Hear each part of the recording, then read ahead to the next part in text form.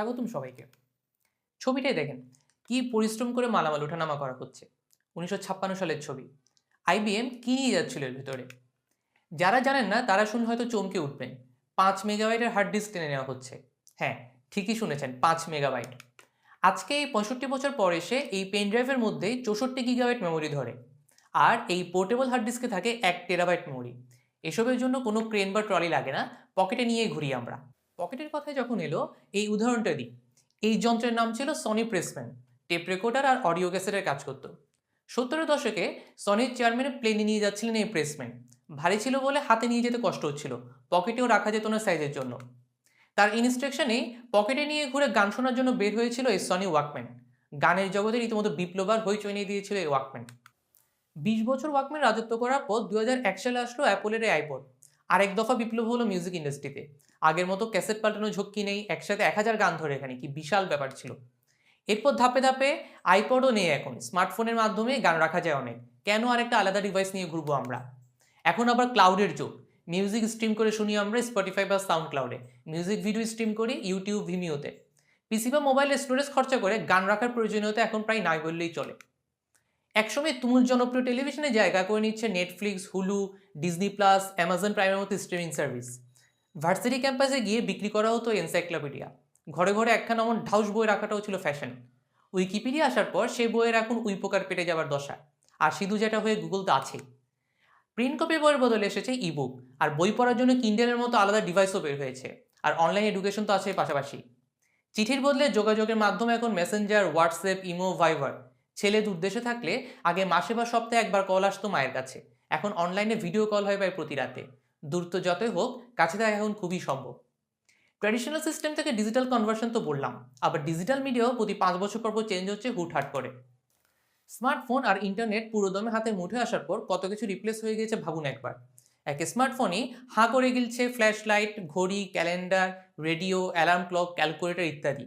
আবার camera, video games console, landline phone, DVD, news paper, photo album, map, notebook, Walkman, phone বুক, compass সবই obsolete হয়ে যাচ্ছে কম বেশি।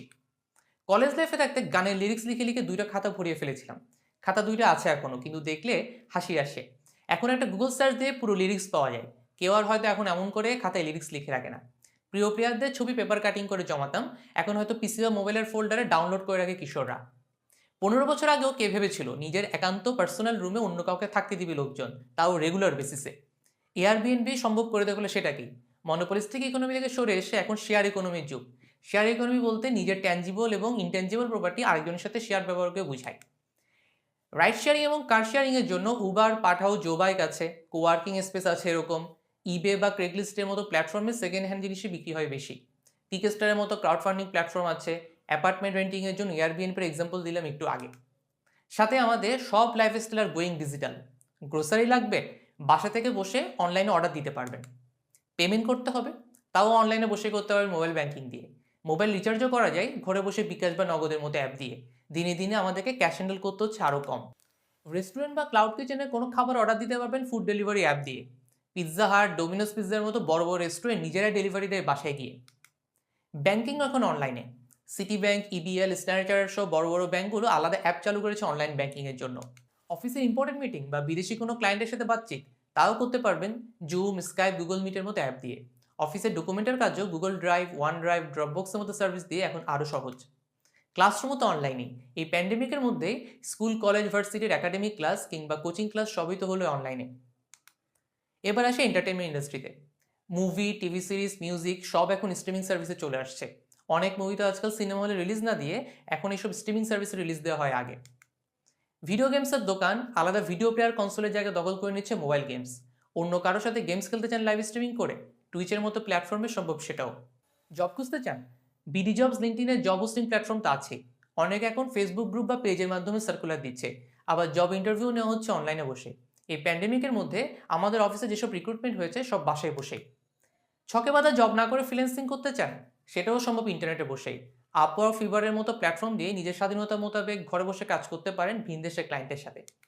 Online learning প্ল্যাটফর্মও জনপ্রিয় হচ্ছে আগের চেয়ে অনেক বেশি। অন্য এক্সাম্পল কেন, এই ভিডিওতে দেখছেন অনলাইন লার্নিং প্ল্যাটফর্মের কল্যাণে। অনলাইন শপিং এখন আগের যে কোনো সময়ের চেয়ে অনেক বেশি পপুলার। ফেসবুক ভিত্তিক অনেক ক্ষুদ্র উদ্যোক্তা তৈরি হয়েছেই, সাথে নামকরা ব্র্যান্ডগুলো জোর দিচ্ছে অনলাইন সেলসের উপর। আর কোনো প্রোডাক্ট কেনার আগে গুগল করে সেই প্রোডাক্টের রিভিউ যাচাই করতে চাই আমাদের।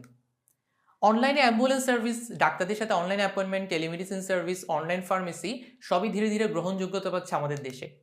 এই যে এত ডিজিটাল সার্ভিস বা ডিজিটাল কমোডিটির কথা বললাম, প্রতিটাই কিন্তু আলাদা আলাদা সব বিজনেস, এবং একটা বিজনেসের জন্য মার্কেটিং প্রমোশন তো লাগবেই। এই ডিজিটাল লাইফস্টাইলে অভ্যস্ত যাচ্ছি আমরা। এর মানে লোকজন আগের চেয়ে অনেক বেশি ডিজিটাল প্ল্যাটফর্মে সময় দিচ্ছে। তাই বিজনেস বা সেলস পারপাসে ডিজিটাল মার্কেটিংও ইম্পর্টেন্ট হয়ে যাচ্ছে দিনে দিনে। লোকজন যেখানে বেশি যাবে বা যেখানে বেশি সময় ব্যয় করবে, মার্কেটিংও তো সেখানে বেশি বেশি করতে হবে। এটাই সবচেয়ে সহজ কথা। তো এই ডিজিটাল মার্কেটিংয়ের মধ্যে কী কী বিষয় আছে? Social media marketing, search marketing, display marketing, affiliate marketing, email marketing, app marketing, content marketing ইত্যাদি এই ডিজিটাল মার্কেটিংয়ের মধ্যে আছে। তবে paper, TV, radio, print magazine, poster, online event activation, billboard এসব ট্র্যাডিশনাল মার্কেটিং কিন্তু ওভারনাইট হারিয়ে যাবে না। এগুলো ডিজিটাল মার্কেটিংয়ের সাথে আরও অনেক বেশি ব্লেন্ড হবে। বরং ব্র্যান্ড বা কোম্পানির এক্সপোনেনশিয়াল গ্রোথের সাথে এই দুইটার মধ্যে কম্বিনেশন ইজ মাস্ট নিডেড। এই ডিজিটাল মার্কেটিং অ্যাডভান্টেজ কী কী? এটার রেজাল্ট সহজে মেজার করা যায়, বেটার অডিয়েন্স টার্গেট করা যায়, এটা কস্ট ইফেক্টিভ, লোকজন ফিডব্যাক জানাতে পারে।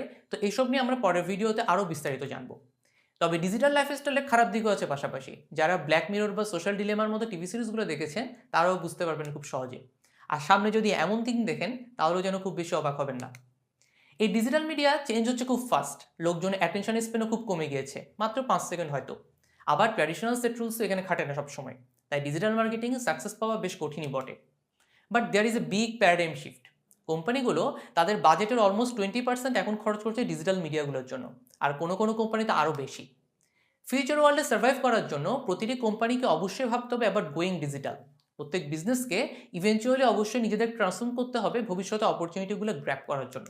ডিজিটাল মিডিয়া এসে যেমন অনেক জব নিয়ে যাচ্ছে, পাশাপাশি নতুন নতুন জব ক্রিয়েটও হচ্ছে। Fax, camera, cyber cafe, DVD rental দোকান এসব বন্ধ হয়ে গেছে ঠিকই, কিন্তু চেঞ্জ হয়ে অন্য কোনো ডিজিটাল বিজনেস শুরু করেছে তারা নিশ্চয়ই। অর্থাৎ সামনে এন্ডলেস অপরচুনিটি, অনেক ইনোভেশন এবং ডিসরাপশন হবে সামনে। আপনাকেও প্রিপেয়ার থাকতে হবে এসব বিগ চেঞ্জের জন্য। তবে এই কথা মনে করিয়ে দিতে চাই, ডিজিটাল মার্কেটিংকে ট্র্যাডিশনাল মার্কেটিংয়ের সাথে একসাথে গাঁথতে হবে। ডিজিটাল মার্কেটিং আলাদা কোনো কুল ওয়ার্ড না, সবসময় যে আলাদা ডিপার্টমেন্ট করতে হবে এমনও না। এটাও দিন শেষে মার্কেটিংয়ের বেসিকগুলো এখানেও খাটে। বেশ কিছু ট্র্যাডিশনাল মার্কেটিং প্রিন্সিপাল ডিজিটাল মার্কেটিংয়ের জন্যও খাটে। সে সপ্তাহে জানতে হবে, এসব না জেনে ডিজিটাল মার্কেটিং করতে যাওয়া সাঁতার না জেনে পানিতে নেমে যাওয়ার মতোই।